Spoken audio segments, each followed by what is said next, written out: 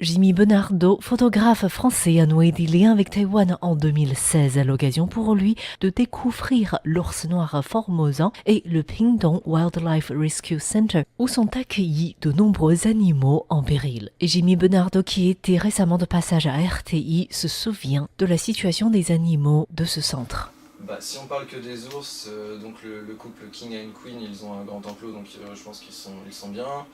L'autre ours, c'est un tout petit enclos, parce que et puis là on parle que des ours, mais il y a énormément d'animaux, dont des orang-outans, des animaux qui ne sont pas endémiques de Taïwan, parce qu'ils ont été récupérés à la frontière, issus du trafic.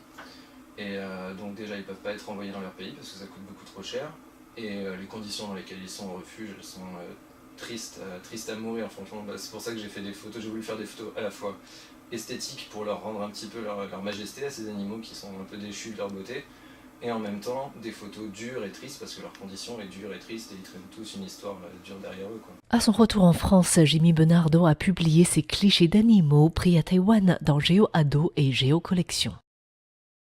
Justement en tant que photographe j'ai l'habitude, et puis j'aime beaucoup travailler en fait avec des magazines pour la jeunesse, en France ou ailleurs, et pour transmettre justement ces valeurs de conservation des animaux sauvages.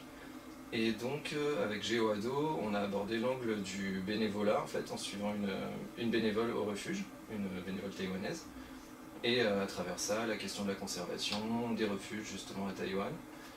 Donc ça c'était un point de vue, je pense, intéressant à développer justement avec les enfants français, quoi, ou de n'importe où. Et pour GeoCollection, c'était un numéro spécial concernant les espèces menacées à travers le monde entier. Et du coup, c'était une bonne occasion de montrer l'ours de Taïwan, qui est assez méconnu quand même.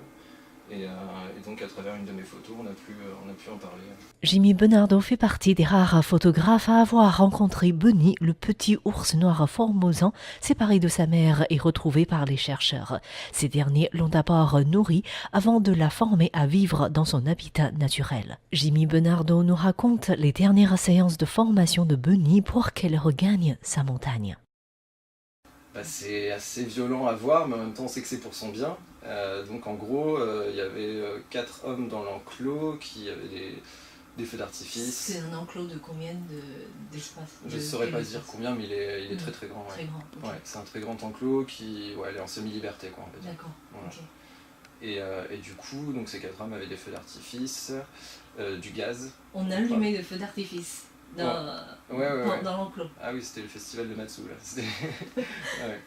Et du coup, il s'est caché le bunny. Alors, au début, justement, ils l'ont attiré avec de la nourriture. Elle est arrivée et donc ils ont fait péter les feux d'artifice, ils se sont mis à crier, à taper sur des gongs et aussi de la bombe au poivre pour vraiment lui faire peur. Là, elle a grimpé dans un arbre directement et voilà, ça c'était la première fois, le premier processus d'effrayement. Donc ouais, c'est dur à voir, mais on sait que c'est pour son bien et que c'est évident que quand elle sera dans la nature, il faut surtout pas qu'elle se rapproche des habitations humaines parce que c'est là qu'elle risquera de tomber dans un piège ou quoi. Et c'est important, et pour les humains et pour elle. Donc voilà.